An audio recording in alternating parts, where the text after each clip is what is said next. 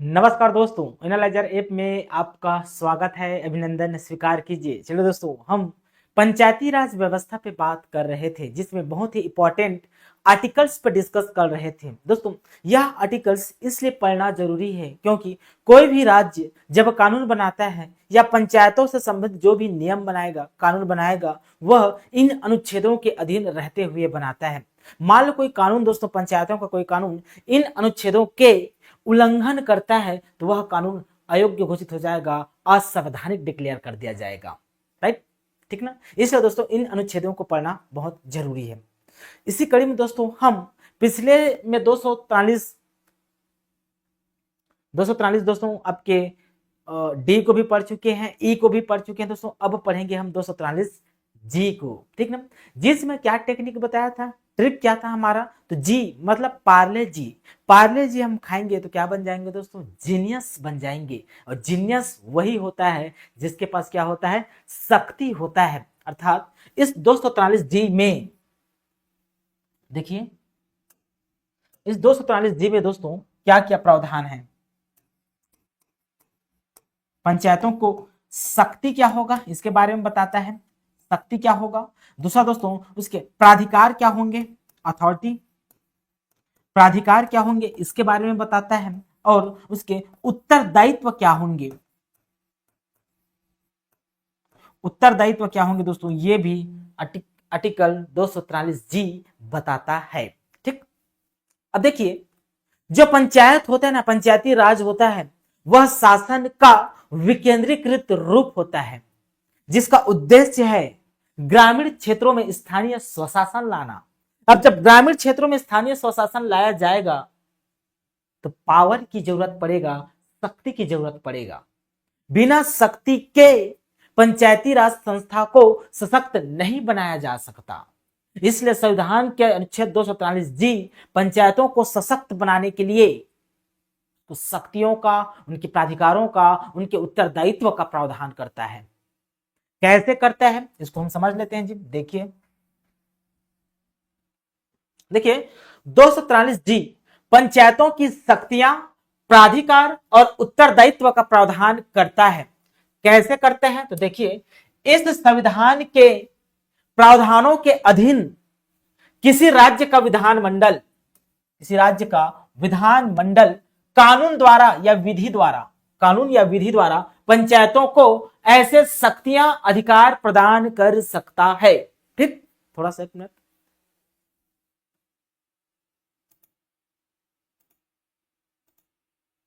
ठीक, तो कैसे अधिकार और शक्तियां प्रदान करेगा दोस्तों, उसी को समझते हैं। तो यह अनुच्छेद 243 जी क्या कहता है इसको हम समझते हैं। यह पावर देता है दोस्तों राज्य विधानमंडल को, राज्य विधानमंडल को पावर देता है।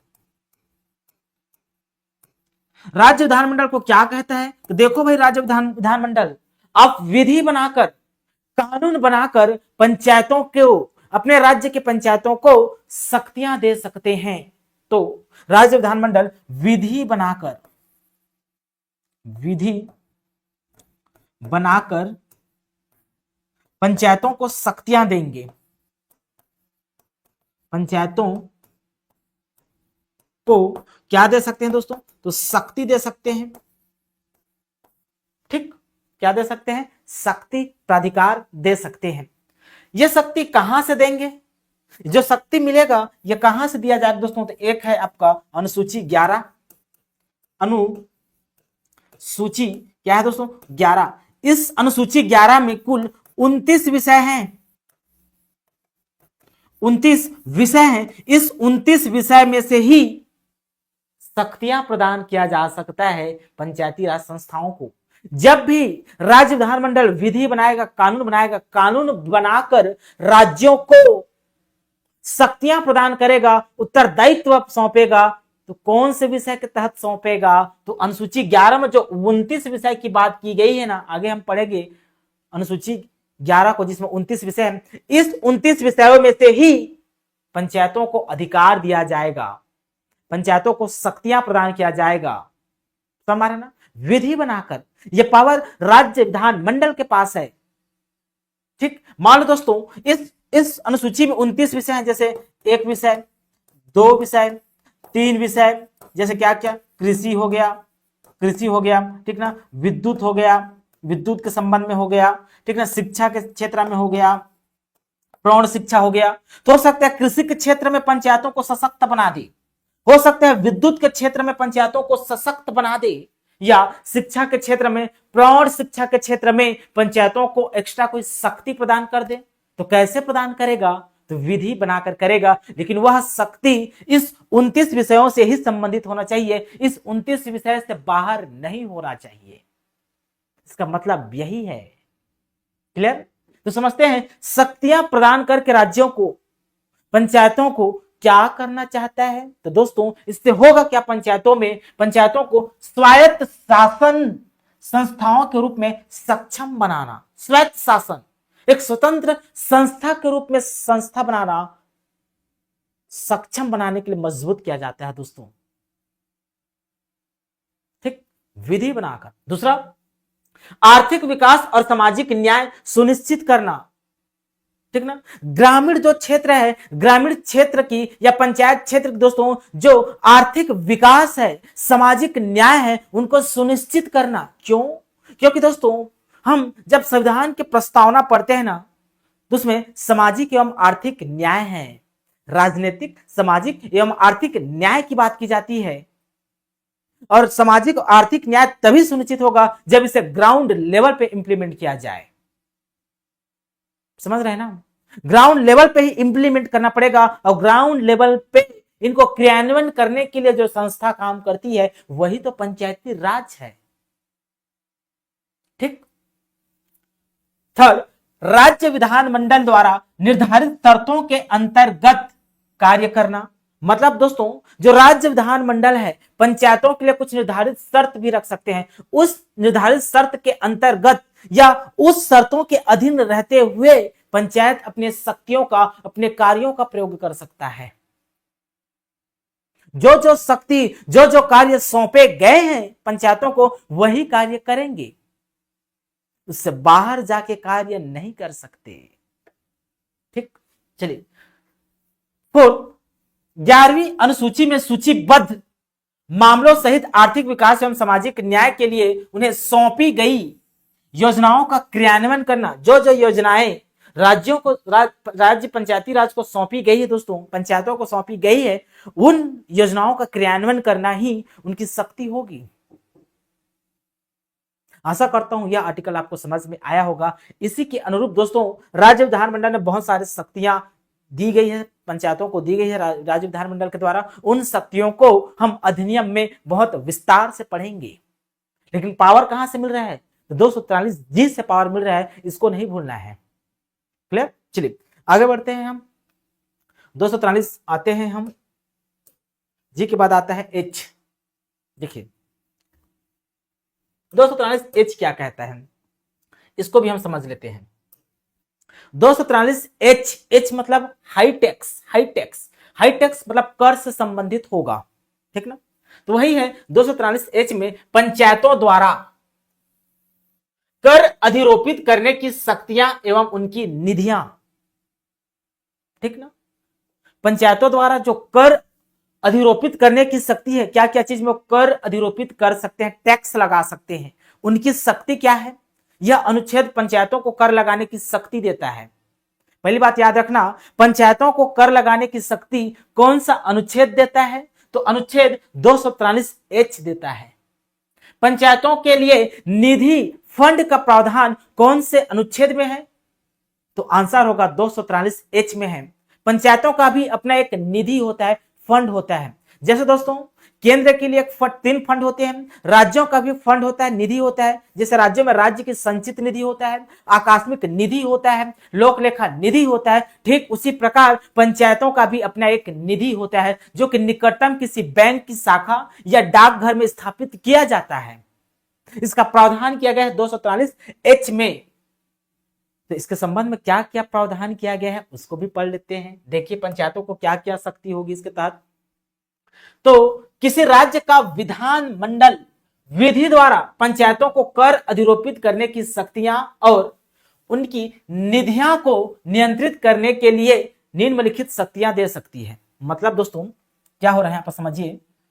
243 एच कहता है, क्या कहता है 243 एच के जो राज्य विधानमंडल है ना, राज्य विधानमंडल, राज्य विधानमंडल विधि बनाकर, ऐसे हवा में नहीं, विधि बनाकर, कानून बनाकर, नियम बनाकर, विधि बनाकर राज्यों को, पंचायतों को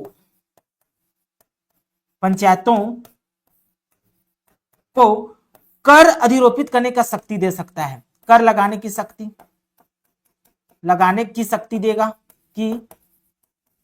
शक्ति देगा और निधि का गठन करने का शक्ति देगा। निधि मतलब फंड, गठित करने का शक्ति, ठीक, कि पंचायतों का निधि का जो प्रावधान है उसका गठन कैसे किया जाएगा, क्या क्या उस निधि का हिस्सा होगा, इसके संबंध में जो पावर दिया गया है, प्रोविजन है, ये दोस्तों 243 जी में है। ठीक, तो क्या क्या दे सकती है इसको भी हम पढ़ लेते हैं। देखिए का पहला शक्ति क्या है, देखिए का राज्य विधानमंडल विधि द्वारा कर मतलब टैक्स, पंचायतों को ना कर, टैक्स, शुल्क मतलब फी। देखिए शुल्क और टैक्स दोनों अलग अलग चीज होता है। अप्रत्यक्ष सेवाओं के बदले बिना सेवा दिए, जैसे टैक्स क्या होता है, बिना सेवा दिए वसूली गई राशि को टैक्स कहते हैं। बिना सेवा के, जैसे आप कुछ सर्विस नहीं दे रहे हैं फिर भी आपसे कोई राशि वसूली जा रही है, वो टैक्स है। जबकि दोस्तों आपका जो फी है वो सर्विस, प्रत्यक्ष रूप से जो सेवा दिया जाता है ना, उसके बदले जो ली जाने वाली राशि को ही फीस कहते हैं। जैसे डॉक्टर की फीस होती है, ट्यूशन का फीस होती है। डॉक्टर आपको प्रत्यक्ष रूप से क्या देता है, सर्विस देता है, सेवा देता है। जैसे रेलवे का फीस होती है, रेलवे आपको क्या देता है, सेवा देता है। इंजीनियर की फीस होती है, स्कूल की फीस होती है, क्योंकि स्कूल से आपको प्रत्यक्ष रूप से सेवा मिलता है। समझ रहे हैं ना। तो टैक्स, शुल्क, पथकर जिसको टोल टैक्स कहते हैं, टोल टैक्स, और फीस लगाने की अधिकार दे सकती है, फीस लगाने की अधिकार दे सकती है। ठीक, ये बिल्कुल सही है। खा राज्य सरकार द्वारा उद्गृहित मतलब लगाए गए, राज्य सरकार द्वारा लगाए गए और संग्रहित कर। मान लो राज्य सरकार ने कोई कर लगाया है, अब राज्य सरकार बहुत सारे कर लगाते हैं और राज्य सरकार ने उसको कलेक्ट किया है, संग्रहित किया है ना कर को। उस कर को या शुल्क को या पथकर और फीसों को निर्धारित शर्तों के तहत किसी पंचायत को सौंप सकता है। जैसे मान लो दोस्तों 100 रुपए का टैक्स लगाया किसने, तो राज्य सरकार ने टैक्स लगाया। राज्य सरकार भी क्या लगाता है, टैक्स लगाता है, ड्यूटी लगाता है और आपका फीस भी लगाता है राज्य सरकार। मान लो राज्य सरकार से जितना भी कर का संग्रहित किया गया है, मान लो 100 रुपया सरकार ने कलेक्ट किया टैक्स लगा के, उस 100 रुपया को राज्य सरकार पंचायतों को विभिन्न पंचायतों के मध्य बांट सकता है। पंचायत ए, पंचायत बी को या पंचायत सी को दे सकता है, सौंप सकता है। ठीक, चलिए उसके बाद दोस्तों ग क्या कहते हैं, इसको हम समझते हैं। ग का प्रावधान क्या है, देखिए राज्य के विधानमंडल विधि द्वारा राज्य की संचित निधि, देखिए आ गया, राज्य की संचित निधि में से पंचायतों के लिए ऐसे सहायता अनुदान देने के लिए उपबंध कर सकेगा। प्रत्येक राज्य की अपनी एक संचित निधि होती है। संचित निधि से ही दोस्तों संवैधानिक पद में जो होते हैं राज्य का, उनको वेतन दिया जाता है और उसी संचित निधि से कुछ अनुदान राज्यों को सौंप सकते हैं, राज्यों को अनुदान दे सकते हैं, ग्रांट दे सकते हैं। यह पावर है किसमें दिया गया है, यह पावर राज्यों को दिया गया है ना, यह पंचायतों को पावर नहीं दिया गया है, यह पावर राज्यों के लिए, याद रखना, राज्यों को शक्ति देता है, कैसा शक्ति देता है कि राज्य को शक्ति क्या मिला यहां से कि भाई आपके पास एक संचित निधि है। और याद रखना संचित निधि से जब भी पैसा निकाला जाता है विनियोग विधेयक के माध्यम से निकाला जाता है। ठीक ना। तो यह आर्टिकल कहता है 243H कहता है कि आपके जो संचित निधि है उस संचित निधि से कुछ पैसा निकालकर अनुदान के रूप में पंचायतों को सौंप सकते हैं। ठीक, देखिए घ क्लॉज घ क्या कहता है इसको भी समझ लेते हैं। राज्य का विधानमंडल विधि द्वारा पंचायतों द्वारा या उनकी ओर से प्राप्त किए गए सभी धनों को जमा करने के लिए ऐसे निधियों का गठन करने और उनकी निधियों में से ऐसे धनों को निकालने के लिए भी उपबंध कर सकेगा। देखिए मोटा मोटा समझिए, यहां तक स्क्रीनशॉट लीजिए फिर समझाता हूं। पर देखिए मोटा मोटा समझिए इसको, चीज क्या कहना चाहता है। देखिए जो पंचायत होता है ना मेरे प्यारे बच्चों, प्रत्येक पंचायत का अपना क्या होता है जी, फंड होता है जिसे निधि कहते हैं। इस सिद्धांत से क्या कहा गया है, निधि कहा गया है। फंड, निधि मतलब फंड। बिना फंड के कोई भी संस्था नहीं चलेगा। सभी संस्था के पास एक निधि होता है, फंड होता है। जैसे राज्यों के पास संचित निधि होता है, आकस्मिक निधि होता है, लोक लेखा निधि होता है, उसी प्रकार पंचायतों का निधि होता है। यह जो निधि होता है ना, निकटतम किसी बैंक, ग्राम पंचायत के निकटतम किसी बैंक में या डाकघर में हो सकता है। इसमें पैसा कैसे जमा किया जाएगा, इसमें पैसा कैसे जमा किया जाएगा, मतलब जमा कैसे किया जाएगा और पैसा कैसे निकाला जाएगा। निकाला जाएगा पैसा जमा करने का और पैसा निकालने के संबंध में राज्य विधानमंडल विधि बना सकता है, नियम बना सकता है, कानून पंचायतों के लिए। भाई देखो पंचायत, आपके लिए एक निधि का प्रावधान करता हूं मैं, उस निधि में कैसे पैसा जमा किया जाएगा और उस निधि से पैसा कैसे निकाला जाएगा, इसके संबंध में नियम है, उस नियम को आप फॉलो करना। राज्य विधानमंडल विधि बना सकता है और विधि बनाया है जिसे हम छत्तीसगढ़ पंचायती राज अधिनियम 1993 में पढ़ेंगे। ठीक ना, मतलब राज्य दोस्तों पंचायती राज, पंचायत जितना भी कर लगाएंगे, जैसे चुंगी कर हो गया, ऐच्छिक कर, कुछ अनिवार्य कर होते हैं, कर लगाएंगे जैसे पानी कर, सेवा कर, संडास कर, ये सब लगाएंगे। उन करों का जो हिस्सा होगा, जो पैसा होगा, वह इस निधि का हिस्सा होगा। और इस निधि से पैसा कैसे निकाला जाएगा, तो सरपंच का हस्ताक्षर लगेगा क्या, सचिव का हस्ताक्षर लगेगा क्या, ये कलेक्टर का हस्ताक्षर लगेगा क्या, इसके संबंध में जो नियम बनाया जाएगा वो विधि द्वारा बनाया जाएगा, राज्य विधानमंडल तय करेगा। समझ में आया होगा यहां तक। ठीक, यह दोस्तों कर लगाने की शक्ति है, किसको, पंचायतों को। पंचायत कर लगा सकते हैं, कर लगाने की शक्ति किस किस विषय पे कर लगाया जाएगा, यह शक्ति राज्य विधानमंडल देता है। मान लो अभी वर्तमान में कुछ अनिवार्य कर, संडास पे पंचायत कर लगाता है, सफाई पे कर लगाता है, पानी पे कर लगाता है। जितना शक्ति जो जो विषय तय किया है राज्य विधानमंडल ने, उन्हीं विषय पर टैक्स लगाता है पंचायत। मान लो कोई और एक्स्ट्रा, भाई अब टोल टैक्स पे पंचायत लगाएगा कर, तो पंचायत के पास पावर मिल जाएगा। मतलब कुल मिला के समझिए, पंचायतों को कर अधिरोपित करने की शक्ति कौन देता है, तो राज्य विधानमंडल देता है। कुछ कर अनिवार्य रूप से होते हैं पंचायतों को, कुछ कर ऐच्छिक रूप से होते हैं, अपनी इच्छा से लगा सकते हैं। जैसे बाजार कर लगाने की शक्ति कौन दिया है, तो राज्य विधानमंडल दिया है। समझ में आ रहा है ना। चलिए आगे बढ़ते हैं, इसके आगे क्या प्रावधान उसको देखते हैं मेरे दोस्तों। देखिए जो भी प्रोविजन दोस्तों इसको ध्यान से पढ़ना होगा, बहुत ही इंपॉर्टेंट है। ठीक, चलिए